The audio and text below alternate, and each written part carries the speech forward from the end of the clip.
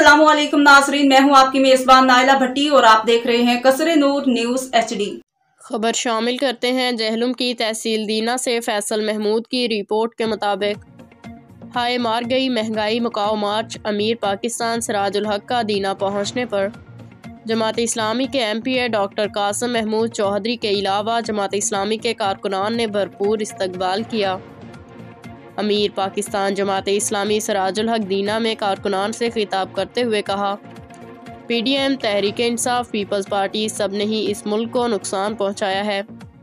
पाकिस्तान की 22 करोड़ आवाम अब मज़ीद महंगाई बर्दाश्त नहीं कर सकती।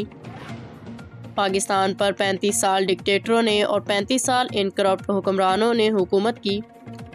आज पाकिस्तान कर्ज़ों के पहाड़ के नीचे दबा हुआ है। तमाम सियासी जमातों पर करप्शन के इल्ज़ामात हैं। इन हुक्मरानों की वजह से आज ना तो अदलिया में इंसाफ है ना ही कहीं और। जमात इस्लामी वह जमात है जिस पर कोई करप्शन का केस नहीं। मैं आपसे अपील करता हूं कि इस बार जमात इस्लामी को वोट देकर कामयाब करें। अब तक के लिए इतना ही। मज़ीद खबरों और अपडेट्स के लिए देखते रहिए कसरे नूर न्यूज़ HD। हर खबर से बाखबर।